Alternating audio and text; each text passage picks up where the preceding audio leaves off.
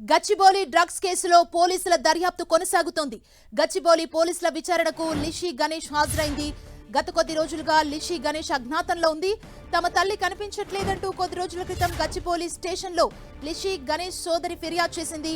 ఇక రాడిసన్ హోటల్లో జరిగిన డ్రగ్స్ పార్టీకి గోవా నుంచి డ్రగ్స్ సరఫరా అయినట్లు పోలీసులు గుర్తించారు.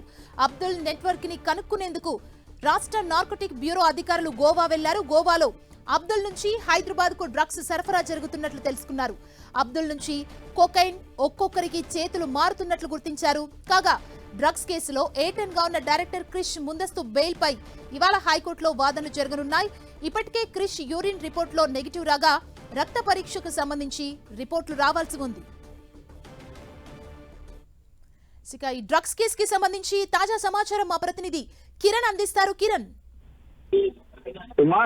గచ్చిబౌలి రాడిసన్ డ్రగ్స్ కేసులో కూడా విచారణ కొనసాగుతుంది. కేసుకు సంబంధించి ఇప్పటికే అటు అబ్దుల్ ఎవరైతే ఉన్నారో గోవా నుంచి కూడా ఇక్కడ మహమ్మద్ అబ్బాస్ కి డ్రగ్స్ సప్లై చేసిన ప్రధాన సూత్రధారిని నెట్వర్క్ ని కనుగొనే పనిలో ప్రస్తుతానికి అయితే గచ్చిబౌలి పోలీస్ తో పాటు నార్కోటిక్ బ్యూరో కూడా దృష్టి సారించింది. అందులో భాగంగా గోవాకు వెళ్లి అబ్దుల్ సంబంధించిన ఇటు నార్కోటిక్ బ్యూరో సంబంధించి వాళ్ళ అబ్దుల్ నెట్వర్క్ ని కనుగొనే పనిలో ప్రస్తుతానికి అయితే పోలీసులు ఉన్నట్టుగా తెలుస్తుంది. ఇక వీటితో పాటు లిషి గణేష్ ఎవరైతే ఉన్నారో లిషి గణేష్ ఇప్పటికే గత కొద్ది రోజుల క్రితము ఈ కేసుకు సంబంధించి A6 గా ఆమె ఉన్నారు.